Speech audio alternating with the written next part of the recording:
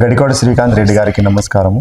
Sir, ముఖ్యంగా మీ political profile ఎలా start అయింది, మీ జర్నీ ఎలా స్టార్ట్ అయింది? మీరు రమేష్, నేను 1999 ఎలక్షన్స్లో రాజశేఖర్ గారు ఇప్పుడు కాంగ్రెస్ సిఎల్పి పీసీసీ ప్రెసిడెంట్గా ఉన్నప్పుడు ఫాదర్ టికెట్ ఇచ్చినప్పుడు మొట్టమొదటిగా యాక్టివ్గా పాలిటిక్స్లోకి వచ్చాను.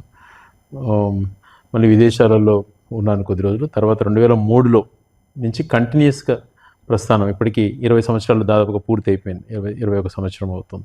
20 సంవత్సరాల పైగా పూర్తి స్థాయి రాజకీయాలలో, అంటే పార్ట్ టైం పాలిటిక్స్ అనేది కాకుండా పూర్తి స్థాయి రాజకీయాలలోనే ఉన్నాను. అంటే వ్యాపార రీత్యా అట్లా అని కాకుండా పూర్తి టైం పాలిటిక్స్కి కేటాయించినటువంటి సమయం 20 సంవత్సరాలు.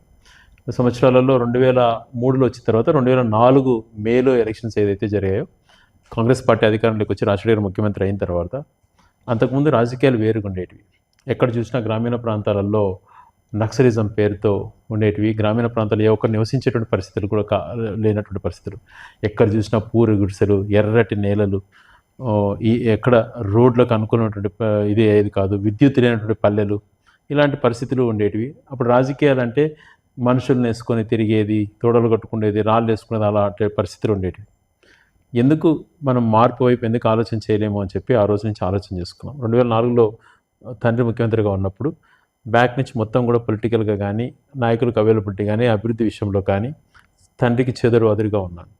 2006లో ఇప్పటి ముఖ్యమంత్రి జగన్మోహన్ రెడ్డి గారు ఆదేశాలతో పూర్తిస్థాయి రాజకీయాల్లోకి రావడం జరిగింది.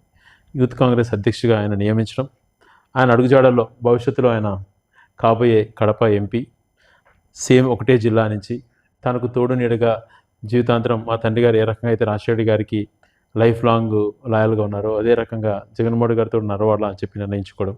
ఆయన యూత్ కాంగ్రెస్ ప్రెసిడెంట్ చేసిన తర్వాత ఎండల కాలంలో మేలో 2007లో పూర్తి జిల్లా అంతా కూడా పాదయాత్ర చేయడం జరిగింది, 500 కిలోమీటర్ల పైగా. ఆ రకంగా రాజశేఖర రెడ్డి గారు కూడా అప్రిషియేట్ చేశారు. స్టేట్లో అప్పుడు ఒకరిద్దరు కూడా చేయలేదు, దాంట్లో ఒకటి చేశావు అనే నా లాస్ట్ డే ముగింపు రోజు కూడా రాజశేఖర రెడ్డి గారు అటెండ్ అయ్యి నన్ను ప్రోత్సహించారు. అప్పుడు కేవలం 33 సంవత్సరాలు అట్లా ఉండేది. తర్వాత 2009లో డీలిమిటేషన్లో భాగంగా రాయచూరు నియోజకవర్గం రావడం, అనేక మంది టికెట్ ఆస్పిరెంట్స్ ఉండడం. అప్పుడు దివంగత ముఖ్యమంత్రి రాజశేఖర రెడ్డి గారు, జగన్మోహన్ రెడ్డి గారి ఆశీస్సులతో 2009లో పోటీ చేయడం, ఆయన 4 నెలలకే దివంగతులు అవ్వడం. ఆ పరిస్థితులలో నియోజకవర్గాన్ని కలలుగా నన్ను ఎన్నో రకాలుగా అభివృద్ధిలోకి తీసుకెళ్లాలా అని చెప్పి, నా కళలు ఏమవుతాయి అని చెప్పి చాలా భయపడ్డాను. అప్పుడు ఆ రాజశేఖర్ గారు ఉన్నప్పుడు తెచ్చుకున్న కొన్ని జీవోలు, అప్పుడే ఈ పాలిటెక్నిక్ కాలేజ్ కానీ, తర్వాత రింగ్ రోడ్డు కానీ, రాయచోటికి నీళ్ళు ఇచ్చేటువంటి పనులు కానీ, అవన్నీ ఆ కొద్ది కాలంలోనే ఇది చేసుకొని రోషయ్య గారు ఉన్నప్పుడు కొన్ని పనులు పూర్తి చేసుకోవడం జరిగింది. ఆ 1.5 సంవత్సరం 2 సంవత్సరాల వరకు కొద్దిగా పనులు జరిగినప్పుడు ఏదో చేయాలని తప్పించడం, మున్సిపాలిటీ బిల్డింగ్ అప్పుడే అప్రూవల్ చేయించుకుని టౌన్లో ఈ కార్యక్రమాలు చేయడం జరిగింది. ఒంటెద్దు బళ్ళతో తిరిగేటువంటి రాయచోటిలో త్రాగునీటి సమస్య పరిష్కారం చేస్తాను ఎన్నికైతే 18 నెలలు అని చెప్పి పూర్తి చేసుకోవటం. అలాగే ఈ రింగ్ రోడ్ అంటే బైపాస్ కూడా ఇవ్వలేని పరిస్థితులలో ఇప్పుడు ప్రభుత్వంలో ఉన్నటువంటి పరిచయాలతోనూ రింగ్ రోడ్ ఏర్పాటు చేసుకోవడం. రాయచోటికి రింగ్ రోడ్డు ఒక వరం లాంటిది అవుతుందని చెప్పి ఆ రోజు కళ్ళు కూడా ఊహించుకోలేదు. ఈరోజు అది ఎంతో వరం అయిపోయింది రాయచోటి పట్టణానికి, ఆ రింగ్ రోడ్ అనేటువంటిది. అలాంటి పరిస్థితుల్లో మళ్ళీ తర్వాత జగన్మోహన్ రెడ్డి గారు రాజకీయ పార్టీ పెట్టి బయటికి రావడం, తనతో నేను నడవాలి అని అనుకోవడం, తనతో పాటు నేను బయటికి రావడంతో ప్రతిపక్ష శాసనసభ్యుడిగా క్రియేట్ చేయడం జరిగింది ఆ 3 సంవత్సరాలు కూడా. మళ్ళీ 2014 అప్పటికే 2009లో 2012లో 2 ఎలక్షన్స్ అయిపోయాయి. 2014లో జగన్మోహన్ గారి ఆశీస్సులతో పోటీ చేశాం, విజయం సాధించాం. కానీ పైన తెలుగుదేశం ప్రభుత్వంలో ఏ ఒక్క పని కూడా చేయనీయకుండా అడ్డుకోగలిగారు. అప్పుడే ఇన్ఛార్జ్ మోర్ దాన్ ఎమ్మెల్యేగా పవర్స్ అన్నీ కూడా ఇవ్వటం జరిగింది. 2019లో తిరిగి శాసనసభ ఎన్నికలలో జగన్మోహన్ గారి పాదయాత్ర వల్ల ఆయన యొక్క ప్రజల పైన ఆయనకున్నటువంటి నమ్మకంతో మళ్ళీ భారీ మెజార్టీతో 2019లో మళ్ళీ ఎన్నికయ్యాను. ఎన్నికైన తర్వాత చాలా బాధ్యతగా పనిచేయాలని చెప్పి ప్రతి నిత్యం కూడా పరిగెత్తాను. అందులో భాగంగా నిజంగా జగన్మోహన్ గారి ఆశీస్సులు అయితేనేమి, మిథున్ సహకారంతో చాలా పనులు పూర్తి చేసుకోవడం. ఏదైతే ప్రతి చెరువుకు నీళ్ళు ఇవ్వాలని తప్పించామో మొట్టమొదటిగా జీవిత ఆశయంగా ఉన్నిందో అది 2500 కోట్లతో అప్రూవ్ చేయించుకోవడం. గెండికోట నుంచి వెలిగెలకు నీళ్ళు ఇచ్చే విధంగా పనులు చాలా మాత్రం కూడా ఈ కరోనా వచ్చి కొద్దిగా ఆలస్యమైనా కూడా కాలేటి వాగు వరకు దాదాపుగా 70% పనులు పూర్తి అయిపోవటం. అలాగే మిగిలిన పనులు 25% పనులు కూడా త్వరలో పూర్తి చేసుకునే దానికి పూర్తిగా దాన్ని చిత్తశుద్ధితో పనిచేస్తున్నాం. అలాగే కాలేటి వాగు నుంచి కూడా కొన్ని మండలాలకు చెరువులు నీళ్ళు తెచ్చే విధానాన్ని కూడా అవి కూడా అప్రూవ్ చేయించుకోవడం. హెచ్ఎన్ఎస్ఎస్ కెనాల్ నుంచి చిన్నమండి మండలంలో చెరువులకు ఇచ్చే నీళ్ళని కానీ, జెరికోలను లిఫ్ట్ దానికి సంబంధించినటువంటి అన్ని కూడా జీవోలు ఇప్పించుకొని టెండర్లు కూడా పిలిపించుకొని కాంట్రాక్ట్ వల్ల సొత్తము కొద్దిగా కరోనా వల్ల కొద్దిగా ఆలస్యమైనది. కానీ అది ఖచ్చితంగా కంప్లీట్ చేసేంత వరకు విశ్రమించేటువంటి ప్రశ్న ఉండదు. నా ప్రాధాన్యతలో జీవితంలో రాజకీయాల్లో అత్యంత ప్రాధాన్యత అది. అలాగే ఏదైతే జగన్మోహన్ రెడ్డి గారు ప్రతి పార్లమెంటు కేంద్రాన్ని ఒక జిల్లా కేంద్రం చేసి పరిపాలన వికేంద్రీకరణ చేయాలనేటువంటి ఆలోచన తనకు వచ్చినప్పుడు అప్పుడు ఒక వరంలాగా రాయచూటుకున్నటువంటి సెంటర్లో లొకేటెడ్ అని చెప్పి ఇక్కడ అందరితో కలిపి దాన్ని ఇన్ఫర్మేషన్స్ ఇవ్వటము, ఆ రకంగా జిల్లా కేంద్రం ఏర్పాటు అవటం కల్లో ఊహించినటువంటి రోజు 2012 ఇదే రోజు జనవరి 26న ఆ రోజు రాయచూడు జిల్లా కేంద్రం ఏర్పడిపోతుందని అనౌన్స్ అవ్వడం. అది ఏప్రిల్ 4 నుంచి పరిపాలన స్టార్ట్ అయ్యింది. 2022 ఏప్రిల్ 4 నుంచి 2022 జనవరి 26 రిపబ్లిక్ డే రోజున జిల్లా కేంద్రంగా అనౌన్స్ కాబడ్డది. ఈ 18 నెలల కాలంలోనే 2 సార్లు independence celebrations, 75th independence celebrations కానీ ఇప్పుడు 75th రిపబ్లిక్ డే సెలబ్రేషన్ 2 సార్లు జరుపుకోవడం.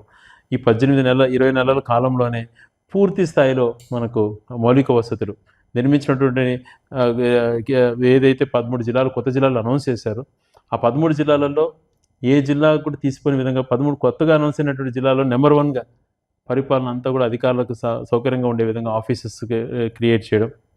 ఒకప్పుడు కేవలం ఎంఆర్ఓ కార్యాలయమే రాయచూట్లో ఉండేది. అటువంటిది ఆర్డీఓ కార్యాలయం వస్తే ఎక్కువ అనుకున్నటువంటి వాళ్ళం ఆర్డీఓ, జేసీ, కలెక్టర్ ఆఫీసెస్ క్రియేట్ చేసుకోవడం.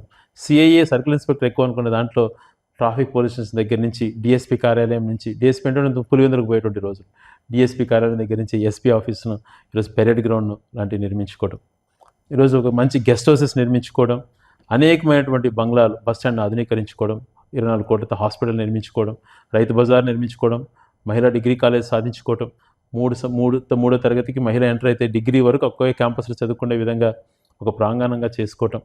అలాగే మున్సిపాలిటీ పరిపాలనా భవనం అతి అద్భుతంగా తీర్చిదిద్దుకోవడం, ఒక మినీ అసెంబ్లీ లాగా ఉంది అన్నటువంటి దాన్ని అనిపించుకోవడం, అక్కడ సుందరీకరణ పనులు చేయడం, ఎప్పటి నుంచో పెండింగ్లో దీర్ఘకాలంగా ఇరుగ్గా ఉన్నటువంటి సుండుపల్లి రోడ్డును ఆధునీకరించి సెంట్రలైటింగ్ చేసుకోవడం దగ్గర నుంచి, మహనీయులు స్టాచ్యూస్ రాయచూట్లో అంబేద్కర్, జ్యోతిరావు పూలే, అబ్దుల్ కలాం, గాంధీ మహాత్ముడి నిలువెత్తు విగ్రహాలు పెట్టుకోవడం దగ్గర నుంచి, సుందరమైనటువంటి పార్కు, డైట్ పార్క్ దగ్గర నుంచి, ఇలాంటివి అన్ని కార్యక్రమాలు రాయచూటి పట్టణంలో అనేక వీధులలో అన్నీ అయిపోయినాయని చెప్పను. కానీ యూజీడీ చేయాలన్న ఉద్దేశంతో కొద్దిగా ఆలస్యమైంది, లేకపోతే అన్నీ కూడా అయిపోయింది. చాలా శాతం కూడా సిమెంట్ రోడ్లు వేసుకోవటం, ఇలాంటివి ఎన్నో కార్యక్రమాలు. గునికుంట్ల రోడ్డున అద్భుతంగా తీర్చిదిద్ది మంచి లైటింగ్ తీసుకురావటం, ఎంఐజీ సామాన్య మానవుడికి అందుబాటులో ఉండే విధంగా ఎంఐజీ లేఅవుట్ని క్రియేట్ చేసి అప్రోచ్ రోడ్ 10 కోట్లతో వేయటం, 250 ఎకరాలలో అతి అద్భుతంగా జగనన్న కాలనీ, ఎక్కడ ప్రభుత్వానికి ₹1 కాకుండా రైతుల ల్యాండ్ పూలింగ్తో, రైతుల యొక్క సహాయ సహకారంతో 250 ఎకరాలలో 6,000 మందికి పక్కా గృహాలు నిర్మించడం.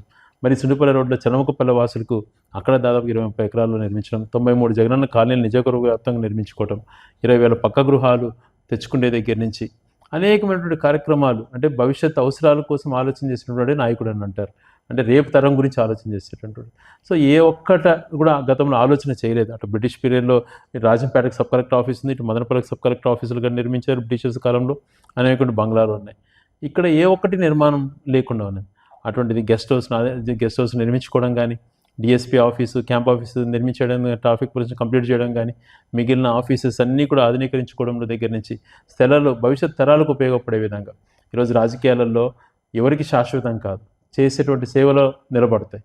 అందుకు అనుగుణంగానే 100 ఎకరాలలో ఇంటిగ్రేటెడ్ కలెక్టరేట్ కావాలని చెప్పి ఒక ల్యాండ్ అక్వైర్ చేసుకోవడం దగ్గర నుంచి, దాదాపుగా 50 నుంచి 60 ఎకరాల ఎంఐజీ లేఅవుట్ దగ్గర నుంచి, 10 ఎకరాలు ఆర్టీఓ కార్యాలయాన్ని కేటాయించడం దగ్గర నుంచి, 70 ఎకరాలు భవిష్యత్తులో పీజీ సెంటర్ యూనివర్సిటీకి చేయాలంటుంటే ఆలోచన చేసుకుని యూనివర్సిటీకి హ్యాండ్ ఓవర్ చేసిన దగ్గర నుంచి, కేంద్రీయ విద్యాలయం కోసం 10 ఎకరాల దగ్గర నుంచి, ఇనాలి కాలేజ్ కోసం 10 ఎకరాల దగ్గర నుంచి, జిల్లా పరిషత్కు 10 ఎకరాల దగ్గర నుంచి, స్టేట్ గెస్ట్ హౌస్కి 2 ఎకరాలు, 1.5 ఎకరా డిఎస్పీ ఆఫీస్ కని, 1.5 ఎకరా ట్రాఫిక్ పోలీస్ స్టేషన్ కని, 5 ఎకరాలలో కలెక్టర్ బంగ్లా నిర్మించాలని పనులు కూడా స్టార్ట్ చేసినాం.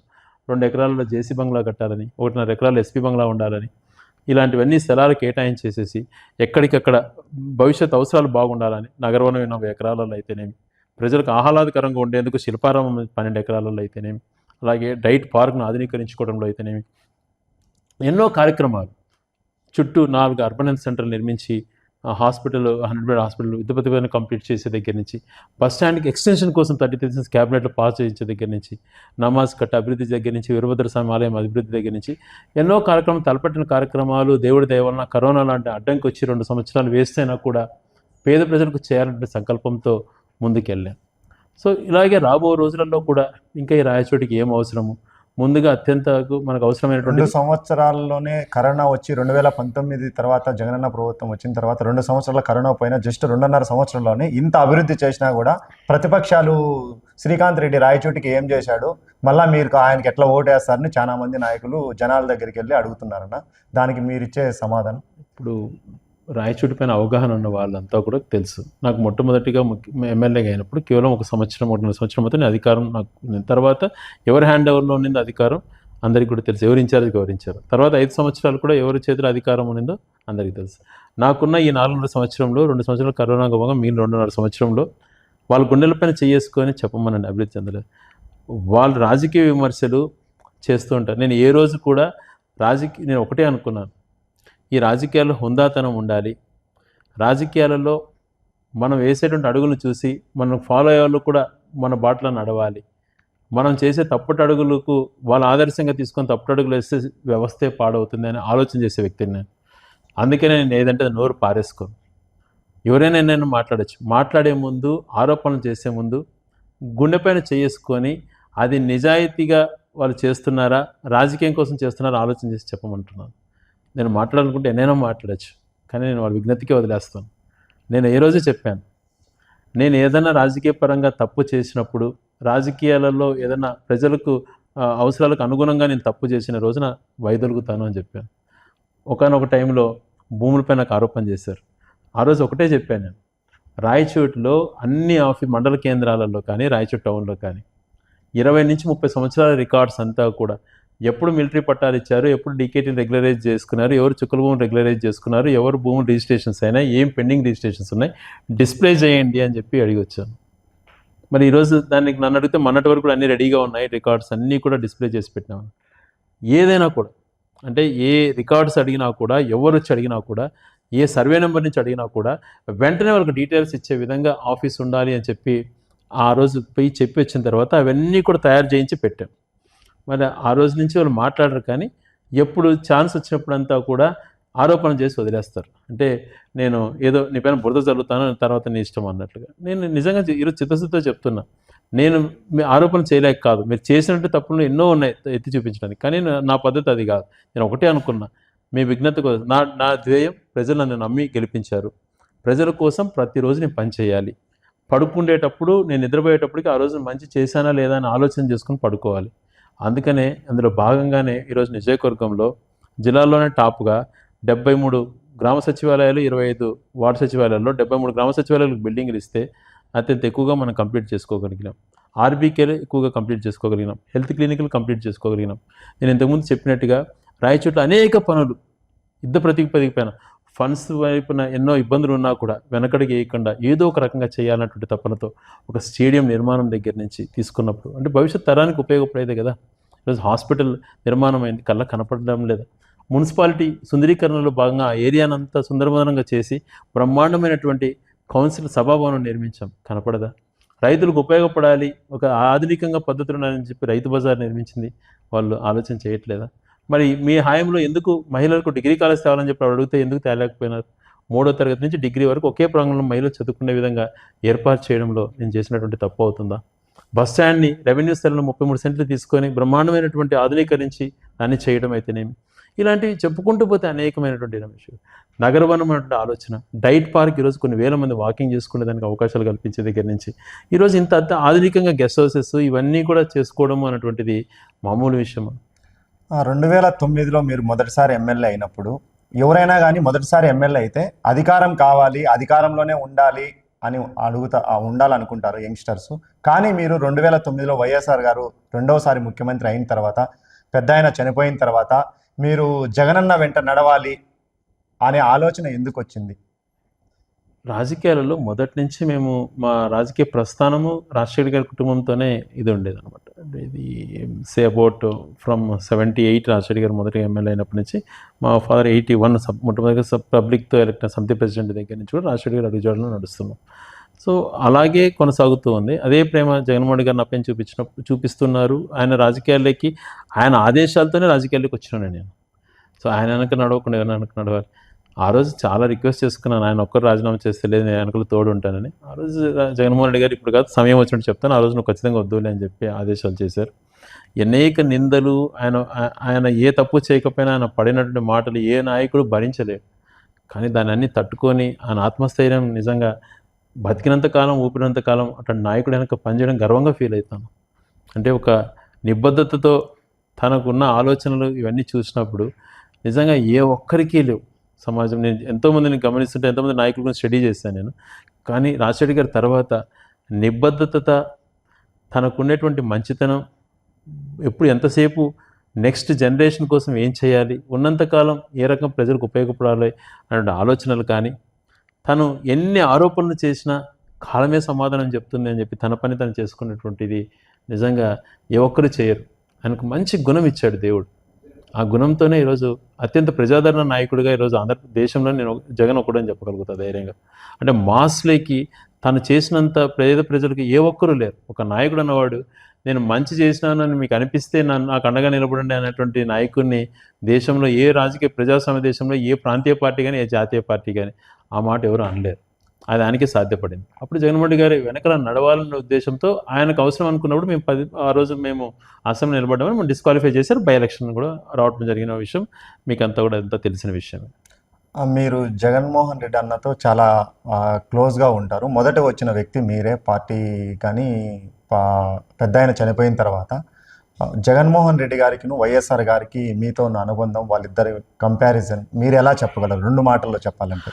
రాజశేఖర రెడ్డి గారితో అంతకుముందు చిన్నప్పటి నుంచి కూడా నా ఇంటికి వచ్చినప్పుడు అనేక సార్లు తనతో జస్ట్ పరిచయం ఉండేది. అమెరికా కానీ 2002లో వచ్చినప్పుడు తనతో దగ్గరగా తిరగడం, తర్వాత 2003లో ఆ ఎన్నికల్లో నేను పూర్తిస్థాయి యాక్టివ్గా పాల్గొన్న తర్వాత 2004 నుంచి నేను యూత్ కాంగ్రెస్ దగ్గర నుంచి తండ్రితో పాటు అనేక సార్లు తన దగ్గరికి వెళ్ళటం, ఎంతో చనువుగా ఆయన మాట్లాడుతుండడం, ఉదయం 4 గంటల ఇంటర్వ్యూలో కూడా అనేక సార్లు ఆయనతో కలవడం, ఆయన ఒక క్రమశిక్షణ, డిసిప్లిన్, ఆయన ఆప్యాయతను చూసి ఎంత మాట్లాడుకున్నా తక్కువే. చరిత్రలో ఆయన దైవ సంబుద్ధుడు అన్నటువంటి మాట ఖచ్చితంగా వాడతాను నేను. ఎందుకంటే ఆ రకమైనటువంటి ఆప్యాయత, ప్రేమ ఆయనలో ఉండేది. అంటే తను ఆలోచన పరంగా వచ్చినటువంటి విధానాలలో, అంటే ఒక పెన్షన్ ఇవ్వండి అని ముసలివాళ్ళు ఎవరైనా ఆ కాలంలో అడిగేటప్పుడు 70 రూపాయల పెన్షన్లో ఆ లైన్లో తీసుకున్న వాళ్ళు ఎవరెవరు చచ్చిపోతే నీకు ఇస్తానని చెప్పే రోజుల నుంచి అందరికీ ఇవ్వండి అర్హత ఉన్న వాళ్ళకని శాచురేషన్ మూమెంట్స్ తీసుకొచ్చి, శాచురేషన్ మూమెంట్లో హౌసింగ్ కానీ, శాచురేషన్ మూమెంట్లో పెన్షన్స్ కానీ ఇలా ఇచ్చేటువంటి కాన్సెప్ట్ తీసుకొచ్చి ఫ్రీ కరెంట్ అన్నటువంటిది ఎవరైనా దేశంలో ఫస్ట్ చేశారా? రైతుకి ఎంతో ఉపయోగకరం. జీవితాంతరం ఒక రైతు గుండెల్లో పెట్టుకొని ప్రేమించేటువంటి దేవుడు కూడా సాయం చేయనంత గొప్పది ఉచిత కరెంట్ అన్నటువంటిది. ఆరోగ్యశ్రీ, పేదవాడు ఈరోజు లక్షల మంది ప్రాణాలతో ఉన్నారు అని అంటే పేదవాళ్ళు ప్రాణాలతో ఉన్నారు అప్పులకు పాలు కాకుండా అంటే ఆరోగ్యశ్రీ వల్ల. ఈరోజు ఉన్నత చదువులు చదువుకొని ఈరోజు కొంతమంది మాట్లాడుతుంటారు, తమ్ముళ్ళు నా వల్ల మీరు అమెరికాలో ఉండారని చెప్పి. అటువంటి ఎందుకంటే నాకు రాజకీయ విమర్శలు చేయడం ఎందుకనే నా ఉద్దేశం.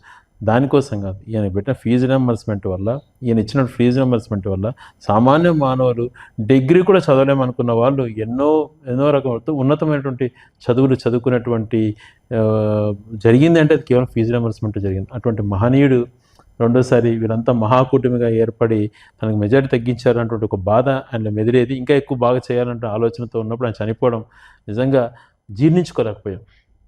2024 మరో 2-3 నెలల్లో మనకు దగ్గరలో ఎలక్షన్స్ వస్తున్నాయి. మన రాయచోటికి కానీ రాయచోటి ప్రజలకు కానీ ఇప్పటికే చాలా చేశారు డెవలప్మెంట్లో చూసుకుంటే.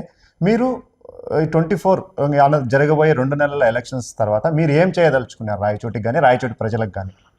అంతకుముందు రాజశేఖర రెడ్డి గారి గురించి మీతో మాట్లాడు అదే విధానంలో అదే నాయకత్వ లక్షణాలతో పనిచేస్తున్న జగన్మోహన్ రెడ్డి గారు కూడా కరోనా లాంటి మహమ్మారి వచ్చినా కూడా ఆయన నేర్పించాడు, ప్రజలకు అవసరం ఉన్నప్పుడు దగ్గరగా ఉండాలన్న నాయకులు అన్నటువంటి కాన్సెప్ట్ జగన్మోహన్ రెడ్డి గారు.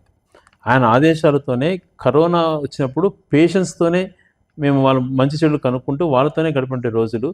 ఎక్కడైతే అవసరం ఉంటుందో, ఎక్కడైతే వాళ్ళకు వెంటనే అవసరం పడుతుందో అక్కడ అండగా ఉండండి అనే ఆదేశాలతో ఆక్సిజన్ ప్లాంట్ రాయచూటి నిర్మించే దగ్గర నుంచి అలా అందుబాటులో ఉన్నాం. అంటే ఈ 4.5 years స్పాన్లో 2 years ఈ లాక్డౌన్స్, కరోనా లాంటి మహమ్మారి పోయినా కూడా మిగిలిన 2.5 yearలో బెస్ట్ ఎంత చేయగలుగుతానో ఒక రాజకీయవేత్తగా రాయచోటి సరౌండింగ్ డెవలప్మెంట్స్ కానీ, గ్రామీణ ప్రాంతాల్లో నిర్మించినటువంటి బిల్డింగ్స్, తెచ్చినటువంటి పక్క గృహాల్లో ఇచ్చిన సంక్షేమంలోనే ఒకసారి ఎంత జరిగింది అని చెప్పి ఆలోచన చేయమన్నారు. ఒక నియోజకవర్గంలో 3,000 కోట్ల పైగా సంక్షేమము, డెవలప్మెంట్ జరిగింది అని అంటే అది సాధ్యపడదు ఎక్కడే కానీ. అది జగన్మోహన్ రెడ్డి గారి పీరియడ్లో సాధ్యపడింది. అనేకమైనటువంటివి కల్లో కూడా ఊహించుకోలేనిది. ఈ ఒక పక్క మదనపల్లి అన్నటువంటిది ఎప్పటి నుంచో సబ్ కలెక్టర్ ఆఫీస్ ఉన్నటువంటి ప్రాంతం, రాజంపేట సబ్ కలెక్టర్ ఉన్నటువంటి ప్రాంతం, ఎంతో హిస్టారికల్ ఉన్నటువంటిది. మనకు కనీసం రెవెన్యూ డివిజన్ అయినటువంటి ప్రాంతాన్ని జిల్లా కేంద్రంగా చేసుకోవటం, ఇలాంటి ఎన్నో ఇంతకుముందు చెప్పిన విధంగా ఎన్నో కార్యక్రమాలు మనం చేసుకోగలిగినాం డెవలప్మెంట్ విషయాలలో. ఒక విజన్ అటువంటిది నాకుంది. ఈ ఇక్కడ ఈరోజు ఒక ఇండస్ట్రీ కానీ మెడికల్ కాలేజ్ కానీ ఎప్పటికైనా తెచ్చుకోవచ్చు. జిల్లా అనేది 100 సంవత్సరాలకు ఒకసారి కూడా రానటువంటి ఆపర్చునిటీ అది.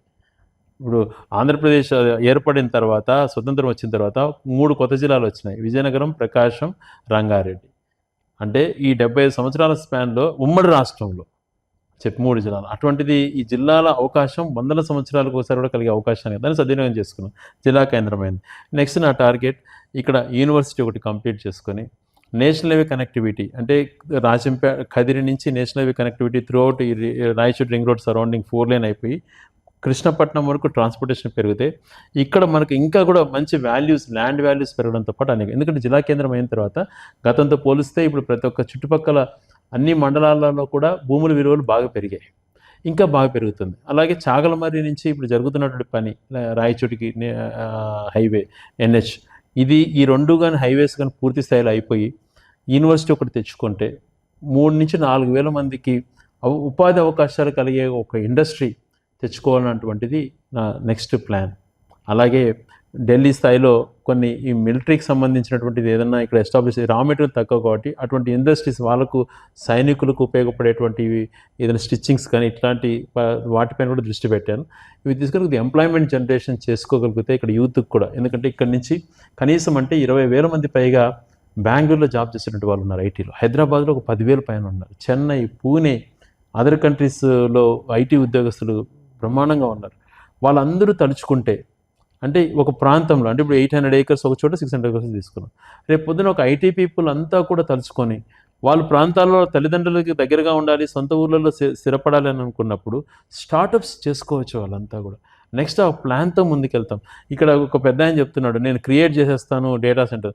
ఆయన క్రియేట్ చేసేది వైఫై అనేటువంటిది ఇప్పుడు ప్రతి చోట ఫెసిలిటీకి వచ్చింది. అందుకనే జగన్మోహన్ రెడ్డి గారు సచివాలయాల దగ్గరనే మనకు ఒక డిజిటల్ లైబ్రరీ క్రియేట్ చేస్తున్నాం. చాలా మాత్రం కొన్ని ఊళ్ళలో కూడా కట్టగలిగినాం. అక్కడ వైఫై క్రియేట్ చేయడంతో పాటు డేటా సెంటర్ ఎక్కడికక్కడ ఇప్పుడు కనెక్షన్స్ ఫీజిబిలిటీ కూడా బాగా పెరిగింది. ఇంకా నెట్వర్క్స్ కూడా బాగా చేసుకోవచ్చు. కొంతమంది ఒక 10 గ్రూపులుగా ఫామ్ అయ్యి ఒక్కొక్క గ్రూప్ ఒక్కొక్క స్టార్టప్ కంపెనీ మేము చేసుకొని ఇక్కడ ఉన్నటువంటి అవకాశం సద్వినియోగం చేసుకొని ఇక్కడ యూత్కి అవకాశాలు కల్పిస్తాము అని అంటే అటువంటి వాళ్ళని ఫుల్ ఫ్లెడ్జ్గా ఎంకరేజ్ చేస్తాం. నాకు కూడా సాఫ్ట్వేర్ పైన అనుభవం ఉంది, సాఫ్ట్వేర్ ఉద్యోగాలు పనిచేసినటువంటి వాడిని. ఆ అనుభవంతో పాటు ఈరోజు నేను గడప గడపని 1,00,000 ఇల్లులు తిరగలిగినాను. గతంలో చరిత్రలో ఏ ఒక్కరు కూడా తిరగలేరు కూడా. జగన్మోహన్ రెడ్డి గారి ఆశీస్సులతో నేను తిరగలిగినాను.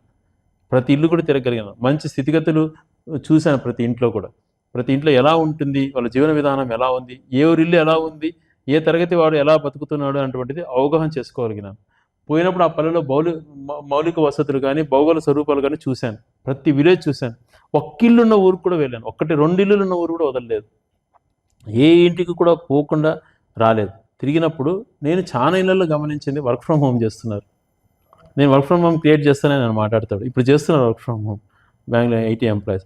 వీళ్ళకి ఇంకా బ్రహ్మాండ వసతులతో సౌకర్యాలు కల్పించుకొని అటువంటివి స్టార్టప్స్తో కొన్ని బిల్డింగ్స్ ఇక్కడే నిర్మించుకొని ఇక్కడి నుంచే కనెక్షన్తో చేసుకునే అవకాశాలను కూడా ఖచ్చితంగా పరిశీలన చేస్తాం. అందుకనే కొంతమంది ఐటీ పీపుల్తో ఒక టీమ్స్ ఫామ్ కమ్మంటున్నాం. వాళ్ళ టీమ్స్ ఫామ్ అయ్యి వాళ్ళకు ఉన్నటువంటి ఎంటర్ప్రినర్ స్కిల్స్తో ఇలాంటివి చేసి మేము ఈ ప్రాంతంలో ఇలా ఎస్టాబ్లిష్ చేస్తే మేము గ్రో అవుతాము, 10 మందికి ఇక్కడ అవకాశాలు కల్పిస్తాం అన్నటువంటి వాళ్ళతో దగ్గరగా పనిచేస్తాం. దాంతోపాటు రెండోది ఎక్కువగా కూడా ఇక్కడ నుంచి గల్ఫ్ దేశాలకు పోయారు. అంటే దుబాయ్ కానీ, కువైట్ కానీ ఇలాంటి ప్రాంతాల్లో ఎంతోమంది ఉద్యోగాలు చేస్తున్నారు. ఇప్పుడు బయట దేశాలకు వెళ్ళిన వాళ్ళు ఆర్థికంగా స్థితిమంతులయ్యి అక్కడే సెటిల్ అవుతున్నారేమో కానీ పాపం కువైట్, గల్ఫ్ దేశాలకు వెళ్ళిన వాళ్ళు అక్కడ సంపాదించే ప్రతి రూపాయి ఇక్కడ పొందుపరుచుకొని ఇక్కడ వాళ్ళ భవిష్యత్తు కోసం థింక్ చేసుకుంటూ ఇక్కడ ఇన్వెస్ట్ చేస్తున్నారు. అటువంటి వాళ్ళకు పూర్తి భరోసా కల్పించాల్సిన బాధ్యత ఉంది. దాదాపుగా 50,000 మంది ఇండైరెక్ట్గా బయట దేశాలలో ఇక్కడ యూత్ పోయి ఉన్నారు. వాళ్ళల్లో మెజారిటీ శాతం రాయచూరు నియోజకవర్గానికి ఈరోజు జిల్లా కేంద్రం మౌలిక వసతి ఇక్కడ బ్రహ్మాండమైనటువంటి ఇన్ఫ్రాతో అపార్ట్మెంట్స్ కానీ, గేటెడ్ కమ్యూనిటీ హౌసింగ్ కానీ, మంచి మంచి ప్లానింగ్తో లేఅవుట్స్ కూడా బాగా డెవలప్ అవుతున్నాయి. రాబో రోజుల్లో ఇంకా బాగా చేస్తాం. ఇటువంటివన్నీ సద్వినియోగం చేసుకొని ఈ ప్రాంతాన్ని అభివృద్ధి చేసే విషయంలో వాళ్ళని పాల్పంచుకోమంటున్నాం.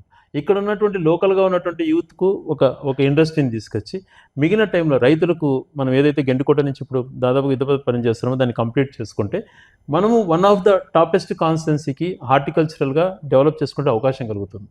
అంటే ఒక విజన్ అన్నటువంటిది రేపు తరానికి అన్నటువంటిది నేను ఒకటే చెప్పగలుగుతాను. చేయగలిగేది ఏం చేస్తానో నెక్స్ట్ జనరేషన్కి ఉపయోగపడేది నెక్స్ట్ టర్మ్లో ఇప్పుడు నేను చెప్పినటివే కాకుండా ఏ అయితే చేయగలుగుతాం అన్నీ చేస్తాం. గతంలో చెప్పనేటివి కూడా అనేక మనం చేయగలిగినాం. ఆర్డీఓ కార్యాలయం తెస్తానని ప్రామిస్ చేశాను, మరి కలెక్టరేట్ తెచ్చుకోగలిగినాను. డిఎస్పీ కార్యాలయానికి గట్టిగా ప్రయత్నం చేస్తానని మాట ఇచ్చాను, ఎస్పీ కార్యాలయం తెచ్చుకోగలిగినాం. అంటే మంచి చేసిన వాళ్ళు ప్రతిపక్షం నుంచి వాళ్ళు అప్రిషియేట్ చేస్తారని నేను ఎక్స్పెక్ట్ చేయను ప్రజాస్వామ్యం. కానీ వాళ్ళు చేసేటువంటి అవమానాలు, వాళ్ళు చేసేటువంటి మాటలు ఒకసారి బాధ కలుగుతుంది. కానీ రాజకీయాలలో ఓపిక ఉండాలి. ఎలా ప్రొవోకేట్ చేసి నేను ఏ రోజు కూడా నా హద్దు దాటిని ప్రవర్తించలేదు. నేను ఒకటే నిర్ణయించుకున్నా, రాజకీయాల్లో హుందాతనం అన్నటువంటిది చాలా ఇంపార్టెంట్ అన్నటువంటి కాన్సెప్ట్తో నేను ముందుకెళ్తున్నా. అదే కాన్సెప్ట్తో నన్ను ఎంత ప్రొవోకేట్ చేసినా నా లైన్ నాకుంటుంది, నా స్టాండ్ నాకుంటుంది. నా స్టాండ్ ఎథిక్స్ స్టాండర్డ్స్ మెయింటైన్ చేయడం అన్నటువంటిది ఎక్కడ కాంప్రమైజ్ కాదు.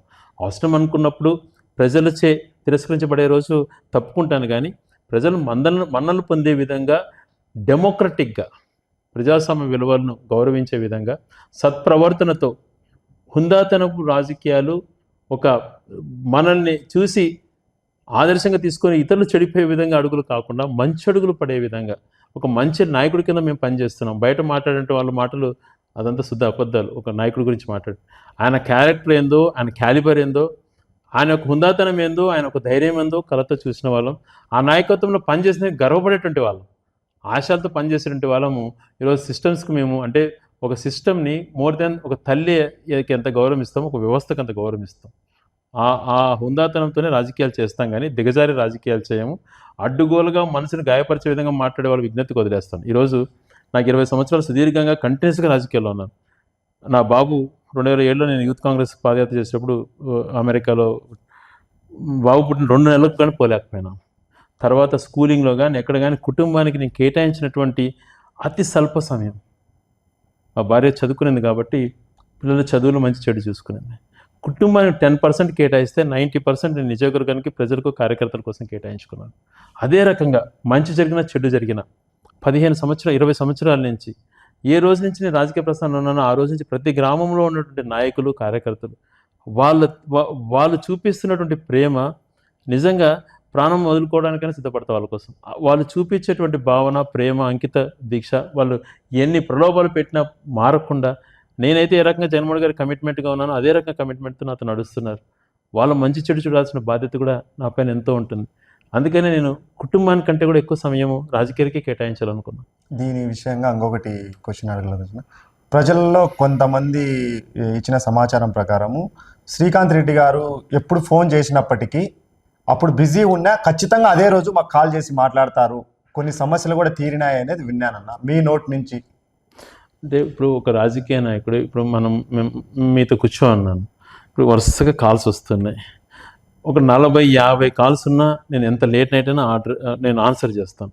ఒకసారి 200-300 మిస్డ్ కాల్స్ ఒక గంటలో 200లో వచ్చినప్పుడు కొన్ని ఆన్సర్ చేయకపోవచ్చు. ఇప్పుడు సాధ్యమైనంత వరకు ఎందుకు చేసింటారు, పాపం ఏదో ఒక పని ఉండి చేసింటారు కానీ అని చెప్పి ఎవరు చేశారని అనకుండా ప్రతి ఒక్కరికి ఆన్సర్ చేయడానికి ప్రయత్నం చేస్తాను.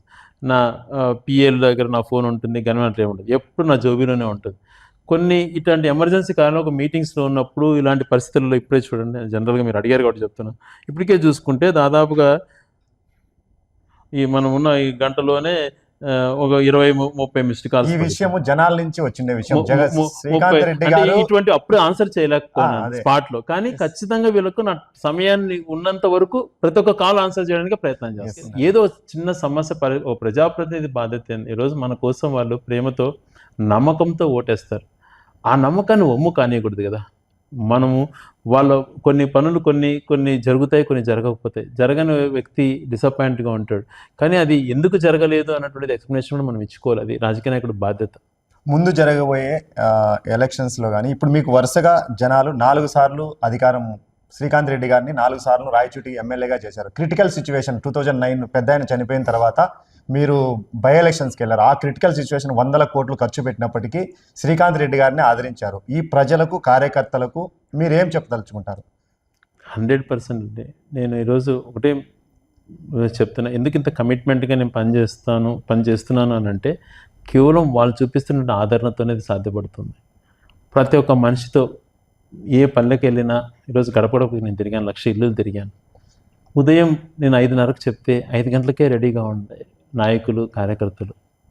5:30కు 5:30 నుంచే ప్రతి ఇంట్లో కూడా తెలిసిన ప్రతి ఒక్క నాతో అండగా నిలబడే నాయకుడు కానీ, కార్యకర్త తన స్తోమతకు తగ్గట్టు వాళ్ళ ఇంట్లో భోజనం పెట్టడమా, వాళ్ళ ఇంట్లో టిఫిన్ పెట్టడమా, తన అల్పాహారం ఏదో స్నాక్స్ తేవడమా. ఇప్పుడు స్నాక్స్గా డ్రై ఫ్రూట్స్ కాస్ట్తో కూడుకున్నటువంటి డ్రై ఫ్రూట్స్ పెడతారు, కాఫీలు ఇచ్చేటువంటి వాళ్ళు. అంటే వాళ్ళు చూపిస్తున్న ప్రేమ రాజకీయాలలో చాలామంది అంటుంటారు, ఎందుకు ఈ రాజకీయాల్లో కొనసాగుతున్న విలువలు దిగజారినాయి కదా. వాళ్ళకి ఏం తెలుస్తుంది, వెనకలు చూపించే ఈ ప్రేమను చూస్తే రాజకీయాలు దిగజారుతున్నాయేమో కానీ వ్యక్తులు దిగజారట్లేదు కదా, కార్యకర్తలు దిగజారట్లేదు కదా. వాళ్ళు చూపించే ప్రేమ కోసమైనా మనం కట్టుబడి ఉండాలి కదా. ఒకసారి అదే చెప్తాను నేను, బాబుతో మనం ఎప్పుడో మాట్లాడినప్పుడు, మా స్కూల్లో నువ్వు ఒక్కసారి కూడా పీటీఎంలకు రావు అది ఇదని బాధపడుతున్నప్పుడు ఒక మాట చెప్పాల్సి వచ్చింది. ఇదిరా నాన్న సిచ్యువేషన్, చూస్తావా చూడు ఈ చూసి నీకు డాడీ ఐ అండర్స్టాండ్, నువ్వు ఏది చెప్తున్నావో నేను అర్థం చేసుకోగలుగుతాను, మమ్మీ వస్తుందిలే అని చెప్పి అట్లా పాప కానీ బాబు కానీ అలా నన్ను వాళ్ళు ధైర్యం చెప్పినటువంటి రోజుల దగ్గర నుంచి. అంటే ఎందుకు ఇంత ఇది చెప్తున్నానంటే వాళ్ళు చూపించే మామూలు విషయం కాదు రమేష్. నేను తిరిగిన గడప గడపకు నా వెనక సాయంత్రం వరకు ఎంతవరకు తిరుగుతానో, నా కాళ్ళ నొప్పులు వస్తున్నాయి. పాపం అయినా కూడా వాళ్ళు భరిస్తూ తిరిగారు. 15 సంవత్సరాలు 20 సంవత్సరాల నుంచి మోస్తున్నారని అంటే నాకు ఎంత భయము బాధ్యత ఉంటుంది ఆ కుటుంబం పైన. వాళ్ళకు మంచి చేయాలన్నటువంటి తపన ఎక్కువ ఉంటుంది కదా. ఇప్పుడు చాలామంది అంటారు ఈ ప్రభుత్వం కార్యకర్తలకు ఏం చేయలేదని రెచ్చగొట్టడము, అంటే టీడీపీ నుంచి ఎక్కువగా. మేము ఒకటే, ఒక పార్టీ అనేటువంటిది ఒక స్టాండ్తో గతంలో నీరు చెట్టు రూపంలో అనేకమైన అవినీతి కార్యక్రమాలు జరిగాయి. ఆ మచ్చతో ప్రజలచే తిరస్కరించబడ్డారు. మనం అలాంటి తప్పులు చేయకుండా ఫస్ట్ ప్రజలకు మేలు చేసిన విధానం సృష్టిద్దాం. ప్రభుత్వ సొమ్మును ఎక్కడ దుర్వినియోగం కాకుండా, ప్రభుత్వ సొమ్ము అనేది కాకుండా ఏ రకంగా కార్యకర్తలకు ఎలా హెల్ప్ చేయాలి, మనకు అండగా ఎలా చేయాలనేటువంటిది ఖచ్చితంగా మనం ఒక రిపోర్ట్ తీసుకుందాం అని చెప్పి నాయకుడు మాట్లాడాడు. ఆ ధైర్యంతోనే నేను నెక్స్ట్ నాయకులు కార్యకర్తలకు నాయకుడు అత్యంత ప్రాధాన్యత ఇస్తాడని చెప్పి నాకు అర్థమైంది. పార్టీ ఈరోజు మంచి చేస్తున్నా, ఎన్ని మంచి చేస్తున్నా బురద జల్లేటువంటి ఎల్లో మీడియాను మనం చూస్తున్నాం. మంచిని ఎక్కడా చూపారు, ప్రతిదీ రెచ్చగొట్టే విధంగా ప్రొవోకేట్ చేసే విధంగా, తప్పులు ఏది జరగకపోయినా తప్పులు ఉన్నది లేనట్టు లేనిది ఉన్నట్టు సృష్టించి చేస్తున్నాయి అలా. ఇటువంటి పరిస్థితుల్లో ప్రజలకు మనం స్టాండ్ కావాలి. మన స్టాండ్ ఫస్ట్ ప్రజల్లో మనం క్రెడిబిలిటీ నిలబడాలి, మనం చెప్పింది ప్రజలకు చేయాలి. మన వల్ల నష్టం జరగకూడదు. ప్రజలు నన్ను నమ్ముకొని ఓటేసిన ప్రజలకే నేను ఇంత మేలు చేసేటువంటి వాడిని, నన్ను కానీ మిమ్మల్ని కానీ భుజాన మోసే కార్యకర్తలకు గురించి నేను ఆలోచన చేయనా, వాళ్ళ కుటుంబం గురించి ఆలోచన చేయనా అన్న మాట నిజంగా మా గుండెలకు హత్తుకునేది. మాకు కూడా ఆ ధైర్యం ఉంది.